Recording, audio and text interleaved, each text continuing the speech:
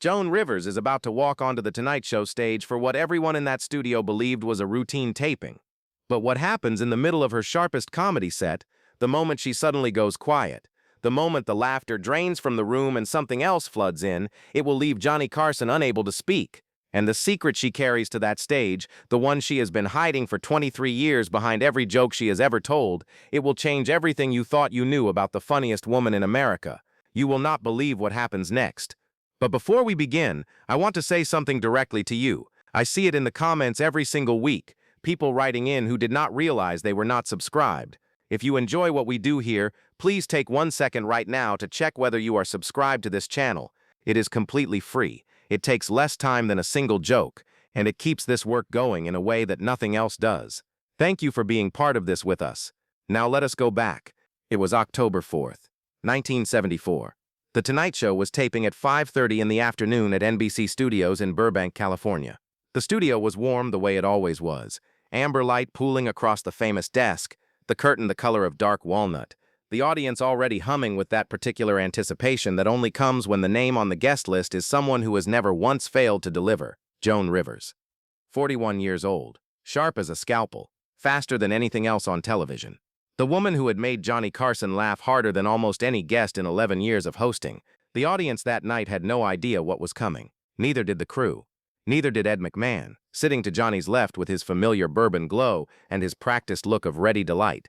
Nobody in that building knew what Joan Rivers was carrying when she walked through those doors. Nobody knew about the letter. Nobody knew about the night in 1951, 23 years earlier, when a 19-year-old girl from Larchmont, New York had written something down on a piece of paper and then spent more than 2 decades making sure nobody ever found it. And nobody knew that Joan had carried that paper with her every single day since, folded small, tucked into the inner pocket of every purse she had ever owned. A secret so heavy it had shaped the architecture of her entire public life without a single person suspecting it was there. What nobody in that studio understood, not yet, was that Joan Rivers had not come to be funny that night. She had come to tell the truth. And the truth, when it finally came, would stop the show entirely. But first, you need to understand something about Joan Rivers before she was Joan Rivers. Before the gowns and the red carpets and the voice that could strip paint at 50 yards. Before the Emmy nominations and the standing ovations and the magazine covers. Before any of it. You need to understand who she was in the winter of 1951, because that is where this story actually begins. And it begins not with laughter, but with its opposite. Joan Alexandra Malinsky grew up in Larchmont, New York, the daughter of a doctor who wanted her to be a doctor, and a mother who wanted her to be married to one. She was bright and relentless, and funny in a way that her family treated as a charming inconvenience, a party trick that would eventually give way to something more appropriate, more dignified, more correct. Comedy was not a career for a Jewish girl from Westchester County in 1951. Comedy was barely a career for a man. For a woman, it was a social embarrassment, dressed up as a hobby, and Joan knew it, felt it in every disapproving silence, every redirected conversation, every time her mother suggested she tone it down in front of guests. But Joan was also something else. Something that the comedy and the speed and the relentless forward motion concealed almost perfectly. She was lonely in a way that had no bottom to it. The kind of lonely that does not announce itself. The kind that smiles at dinner and then goes quiet the moment the door closes. By the time she was 19, she had already learned what she would spend the next half-century pretending not to know, that the funniest people in any room are often the ones most desperate for the room not to notice how much they are hurting. The winter of 1951 had been brutal in ways that had nothing to do with weather. A relationship that had meant everything to her had ended. A series of rejections from schools and programs she had poured herself into had accumulated into something she could no longer frame as temporary. And the silence of her room at night, that particular silence, had begun to feel less like privacy and more like an answer to a question she was terrified to ask aloud. She wrote the letter on a Tuesday evening. She sat at the small desk near the window of her childhood bedroom with the lamp on, and the street outside empty, and the house around her so quiet she could hear the clock in the hallway. She wrote everything down. Everything she could not say to anyone. Everything she had been carrying since she understood that the world did not particularly want from her what she most wanted to give it. She sealed the letter. She placed it on the desk. She sat there for a long time looking at it. And then, from downstairs, came the sound of the television. Her father had left it on when he went to bed. The Tonight Show. Steve Allen at that time, not yet Carson, but the format already fixed, already doing what it would do for the next 5 decades, taking the darkness of late night and filling it with something human and warm and stubbornly alive. Joan sat at her desk and listened to the laughter coming up through the floor. Not her laughter, strangers' laughter. People she would never meet, laughing at something being said by someone she could not see, and the sound of it moved through the house the way heat moves, finding every corner. She got up. She went downstairs. She stood in the doorway of the living room and watched the television for a few minutes, the lamp off, the blue light crossing the carpet. A comedian was doing a bit. Not a great bit. Not even a particularly good bit. But it was alive with something, with the specific energy of a person who has decided that the world is worth the trouble of making laugh. Joan watched. She listened, and something shifted in her that she would not be able to name for another 23 years. She went back upstairs. She picked up the letter from the desk. She did not tear it. She did not throw it away. She folded it in half, then in half again, and she put it in the small wooden box where she kept things that mattered to her. She went to bed. She woke up the next morning. She kept going. But wait. Do not miss what comes next. Because the reason Joan Rivers kept that letter, the reason she carried it with her for 23 years instead of destroying it, that reason is the thing that changes everything about what happens on the Tonight Show stage in October of 1974. But wait. Before we get to what Joan did with that letter, you need to understand something that most people who talk about Joan Rivers never talk about. Because the public version of her story, the one that gets told in retrospectives and tributes and documentary films, begins in the clubs. It begins with the grinding years of stand-up in the early 1960s, the coffee houses and the small rooms and the amateur nights where she was told, repeatedly and by people who believed they were being helpful, that the world did not particularly need another female comedian. That women were not funny in the way that men were funny, that she should consider other avenues, that comedy was a difficult road for anyone and an impossible one for her specifically. The story usually begins there because that is where the fight becomes visible. That is where Joan Rivers starts becoming Joan Rivers in the way the world eventually recognizes her. But the real story, the one that explains why she fought so hard and so long and with such a specific ferocity that never quite looked like anyone else's ferocity, that story begins in the dark room. In Larchmont, in 1951, in the silence before the television came on downstairs. Most people who become fighters of that particular intensity are not fighting for the thing they say they are fighting for. Joan Rivers was not fighting for women in comedy, though she did that, genuinely and at real cost. She was not fighting for recognition, though she wanted it and earned it and was denied it in ways that would have broken someone less constitutionally stubborn. She was fighting for the right to exist on her own terms in a world that had made clear, very early, that her terms were inconvenient. And the fuel for that fight, the thing that kept it burning through every rejection and every closed door and every industry professional who told her to try something else, that fuel was the promise she made to herself the morning after she wrote the letter. Joan kept the letter because she made herself a promise the morning after she wrote it. The promise was this: if she ever made it, if she ever got to the point where she was doing the thing she was born to do, she would go back and say thank you. Not in a speech, not in a press release. She would go back to the source and say it out loud in public, where it could not be taken back or softened or translated into something more comfortable. She would say what the laughter had done for her on that Tuesday night. She would say it to the person sitting behind the desk she had watched through a door while her house was dark and her letter was folded on the desk upstairs. She had just not imagined it would take 23 years to find the words. October 4th, 1974. Backstage at NBC Studios, 4:45 in the afternoon. Joan Rivers arrived 40 minutes before her call time. The hair and makeup team noticed. Her manager noticed. The stage manager, a veteran named Arthur Delacroix, who had worked the show since 1965, noticed immediately that something was different. Joan was quiet. Not the strategic quiet of a performer conserving energy before a set, the kind of quiet that comes from carrying something heavy and knowing that in a few hours you will have to set it down. She sat in the green room with a cup of tea she did not drink. Her purse sat on the table in front of her. She did not open it. She did not need to. She knew what was in there, had known for 23 years. At 5 o'clock, 15 minutes before the show began taping, Joan did something she had never done in 4 previous appearances on The Tonight Show. She walked to Johnny Carson's dressing room. She knocked twice. There was a pause, and then Johnny's voice through the door. "Come in." She opened the door. Johnny was at the mirror adjusting his tie. He looked at her reflection, then turned around. He saw her face and his expression changed. The professional pleasantness gave way to something else, something quieter. He gestured to the two chairs near the window. Joan sat. Johnny sat. Neither of them said anything for almost a full minute. Then Joan reached into her purse and pulled out a folded piece of paper, very old, the creases white with age. She held it in both hands but did not unfold it. Johnny looked at it. He looked at her. He did not ask. He waited. And that, Joan would say years later, was the thing that undid her. Not a question, just the waiting. Just the willingness to sit in that room and let whatever was happening happen. She told him. Not everything. Not yet. That was for the stage.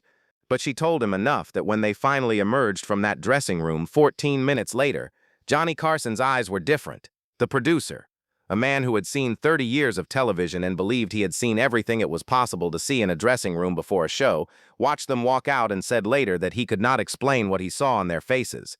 He said it was the look of two people who had just agreed to do something that could not be undone. The show began taping at 5:30 exactly.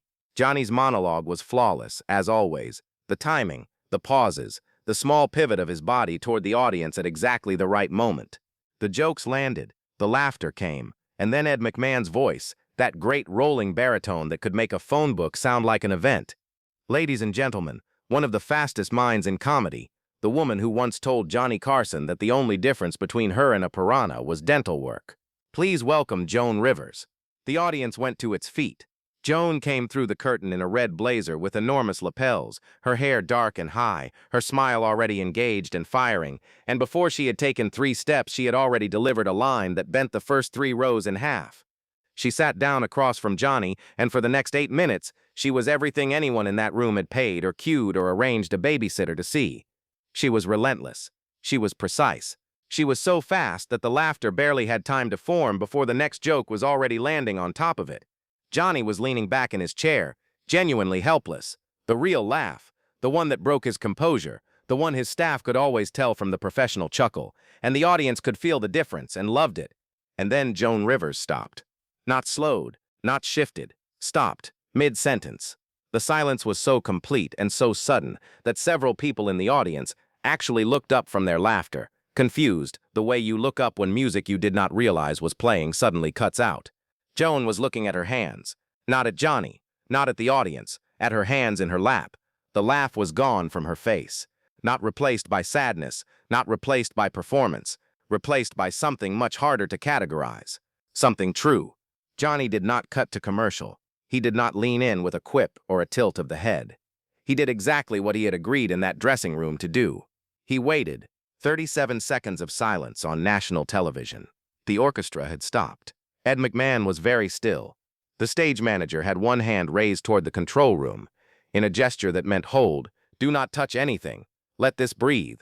300 people in the studio sat in the silence of a room where something is being decided.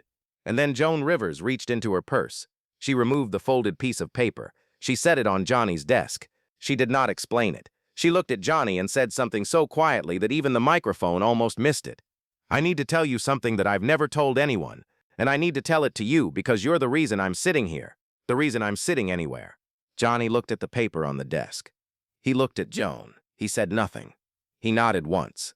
And Joan Rivers began to tell the truth on national television for the first time in her life. In 1951, Joan said, her voice completely unlike anything the audience had heard from her for the past 8 minutes, I was 19 years old and I was done. I mean that the way you mean it when there's no joke left in it. I was in my room. The lights were off. I had written it all down, everything I wanted to say to everyone I knew and couldn't. I had put it in an envelope. I had decided. She paused. She was not crying. She was somewhere beyond crying, in the particular calm that comes when you have finally decided to say something you have been holding back for more than 2 decades. And then the television came on downstairs. My father had left it on. The Tonight Show. I could hear people laughing through the floor. She stopped again. I went downstairs and I stood in the doorway, and I watched for a few minutes. There was a comedian doing a bit. I don't even remember who it was. It doesn't matter who it was. What matters is that the bit was alive. The person doing it was alive, was choosing to be alive, was making the argument with every single joke that the world was worth staying in. And I stood there in the dark in my father's living room, and I heard that argument and I believed it. She looked at Johnny, not the comedian, the show, the fact that the show existed, The fact that someone somewhere had decided that what the world needed at 11:30 at night was not more news, not more of the day's damage, but someone standing up and saying something that made people laugh. She picked up the folded paper from the desk. I kept the letter. I kept it because I made myself a promise. I said, if I ever make it to that desk, I'll say thank you, out loud, where it counts. She set the paper back down. So, thank you, Johnny, for the show, for all of it. The studio did not make a sound.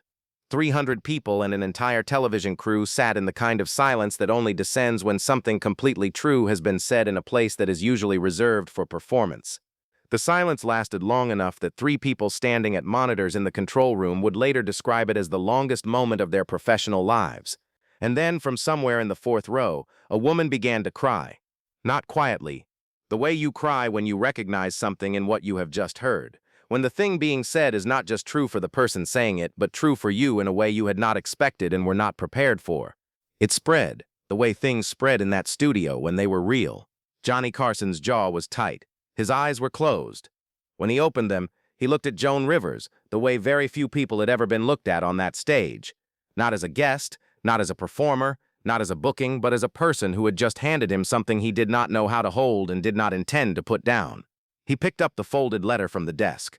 He held it carefully. "May I?" he asked. Joan nodded. He unfolded it slowly. He looked at it for a moment without reading it aloud. Then he folded it again and held it in both hands. "I don't know what to say," he said. And that was the thing, Joan would explain years later, that broke her. Not the silence, not the crying in the audience. The fact that Johnny Carson, who had a word for every moment, who had never once in 11 years of hosting been without the right thing to say, had nothing, because what she had given him had no answer. It just had weight. "I want to tell you something," Johnny said, finally. His voice was quiet in a way it almost never was on camera. The professional instrument was gone. What was left was just a man talking. In 1962, the year before I took this job, I almost didn't take it. He looked at the audience, then at the camera. I almost said no. The network wanted me, and I almost said no, because I didn't believe I was the right person for it. I didn't believe I could do it 5 nights a week for the rest of my career. I thought they were wrong about me. Joan was completely still. And I remember the night I finally said yes, Johnny continued. I was sitting in a hotel room in New York. It was late. I had the television on because I couldn't sleep. And there was a comedian on. I don't remember the set exactly, but I remember thinking, that's the job. Not the monologue, not the interviews. Just, that's what it is. Making people feel less alone at night. And if that's what it is, I can do that. I can try to do that. He looked at Joan. I said yes the next morning. What you heard downstairs in 1951. Someone making the argument that the world is worth staying in. That's what I was trying to do in 1962 when I said yes. That's what I've been trying to do every night since. Nobody moved. The silence had changed. It was no longer the silence of shock. It was the silence of a room full of people who had just understood something they had not understood before. Something about what late-night television was actually for. Something about why it existed. Something about the specific and undervalued heroism of making a stranger laugh in the dark. What happened in the next 20 minutes has never been fully described until now. I want you to understand this clearly, because the broadcast record shows only part of it, and the part it does not show is the part that mattered most. Joan Rivers and Johnny Carson talked for 22 minutes without a single joke between them. Not because Joan had lost her edge. Not because the show had become something it was not designed to be. But because 22 minutes was what it took to say what needed to be said, and neither of them was willing to cut it short for the sake of the schedule. They talked about loneliness. They talked about the particular loneliness of performers, the way the laughter of a crowd can feel like connection and actually be its opposite. 1,000 people watching you and none of them seeing you, the applause covering the silence underneath. They talked about the version of yourself you present to the world and the version that sits in a dark room at 19, writing things down that you never intend to show anyone. Johnny told Joan that the first year of The Tonight Show had nearly broken him. That there were nights in 1963 when he sat behind that desk and felt like a fraud, like the audience could see through him, like the network would figure out any day now that they had hired the wrong person. That the thing that kept him going was not confidence, it was stubbornness. And the letters, thousands of letters from people he would never meet, who said the show was the last thing they watched before sleep. People who lived alone, people who were sick, people who were grieving, people who needed to end the day with something that felt like company. You were one of those people, Johnny said. And the fact that you're sitting here now, that you made it here, that changes something for me about what those letters mean.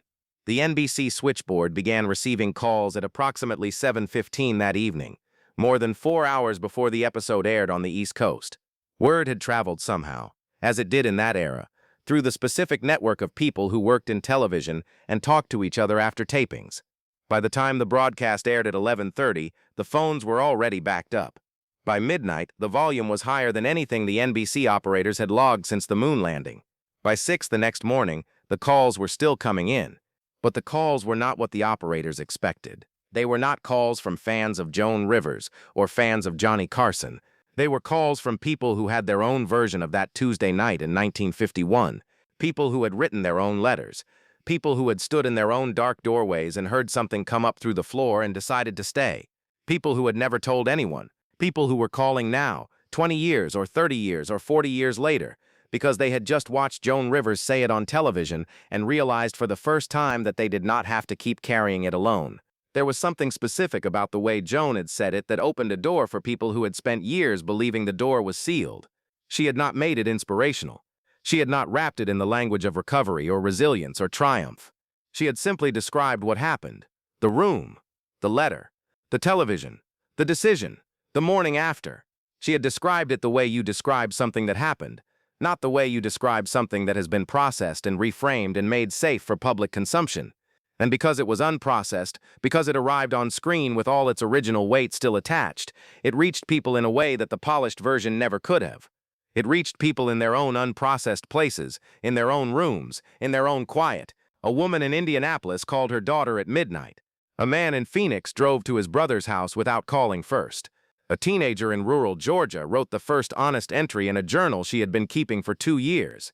None of these people appeared on television. None of them were famous. But they were the audience Joan Rivers had been performing for since the night she stood in a dark doorway in Larchmont and heard strangers laughing through a floor. They were the people the show was actually for. The letter stayed on Johnny's desk for the rest of that taping. He did not give it back. Joan did not ask for it. At the end of the show, when the cameras had stopped and the audience had filed out and the crew was breaking down the set with the efficient professionalism of people who do this every day and understand that the day is over, Johnny picked up the letter. He folded it. He looked at Joan. She was standing near the curtain with her purse over her arm, her coat already on, her manager waiting a few feet away. She was watching him. "I'll keep this," Johnny said. "If that's all right." Joan nodded. She said nothing for a moment. "Then, I've been carrying it for 23 years. I think I'm ready to put it down." She walked out of the studio. Her manager said later that Joan did not speak in the car on the way back to the hotel. She sat in the back seat and looked out the window at the nighttime streets of Burbank and did not speak for almost 20 minutes. Then she said quietly, more to herself than to him, "I think that's the best thing I've ever done on television. And I didn't tell a single joke." Now let me ask you something, because this is the part of the story that reaches past the screen. You have heard what Joan Rivers did in that studio. You have heard what she carried for 23 years and what she finally set down. But what you may not have heard, what very few people who watch this episode know, is what happened in the weeks after. Because the ripple from that taping did not stop at the studio walls. It did not stop at the television screen. It went further than that, and it went further in ways that nobody planned and nobody predicted. Mental health crisis lines across the country reported a measurable uptick in calls in the 72 hours following the broadcast. Not calls from people in crisis, calls from people who said they had been in crisis once, years ago, and had never spoken about it to anyone, and had just watched Joan Rivers speak about it on The Tonight Show, and needed to say it out loud to someone now that they understood it could be said. One operator in Chicago said she took 47 such calls in a single shift the night after the episode aired. She said most of them started the same way. "Did you see that show last night? Did you see what Joan Rivers said?" Joan Rivers went on to host her own show, to build a career that spanned 6 more decades, to become one of the most decorated and enduring figures in the history of American comedy. She won awards. She sold out arenas. She redefined what a woman could say in public and what a comedian could get away with on a stage. She was fierce and relentless and impossible to ignore and impossible to forget. But she almost never spoke publicly about October 4th, 1974. In interviews, she was asked constantly about her chemistry with Johnny, about their eventual falling out, about the complicated years that followed when she left for Fox and the friendship fractured in ways neither of them ever fully repaired. She answered those questions with the combination of honesty and precision that was her trademark. She did not hide from the difficult parts of the story, but the earlier part, the 19-year-old in the dark room, the letter, the Tuesday night with the television on downstairs that she kept, not because she was ashamed of it, because it was hers, because some things you say once, in the right room to the right person, and then you carry them differently. Not gone, just different, lighter. In a small interview conducted in 2009 for a publication that no longer exists, a journalist asked Joan Rivers what she considered the most honest moment of her career. She paused for longer than she usually paused, which for Joan Rivers meant approximately 3 full seconds, an eternity. There was a night in 1974, she said finally, when I stopped being funny for 22 minutes on national television and told the truth. Nobody laughed. She stopped again. It was the best I ever did. Johnny Carson kept the letter in the same wooden box where he kept other things that had been handed to him across that desk over the years. The things that were not for broadcast. The things that arrived not as entertainment, but as evidence of something more essential than entertainment. After his death in 2005, the contents of that box were cataloged by his family. Among the items listed was a folded piece of paper, described in the catalog notes only as very old, handwriting personal in nature. The family chose not to make its contents public. They chose not to describe it further. They chose to let it remain what it had always been. Something private. Something that had served its purpose. Something that a 19-year-old girl from Larchmont had written on a Tuesday night in 1951 and carried for 23 years, and then finally, in a room full of strangers and cameras and warm amber light, set down. I want to say something to you directly before we go. If you are watching this late at night, if you are watching this in a room that is quiet in a way that does not feel like peace, if you are watching this because the silence needed something in it, then I want you to know something. Joan Rivers sat in a room in 1951 and made a decision, and then she heard something through a floor that made her make a different decision. She carried that second decision for 23 years before she told anyone, and when she finally told it, she was sitting across from the man whose show had been on downstairs, and the world watched, and millions of people recognized something in what she said. You are not the only person who has sat in a dark room and written things down. You are not the only person who has heard something come up through the floor and chosen to stay. You are part of a longer story than you know, and the next chapter is not written yet. If this story reached you tonight, please do one thing.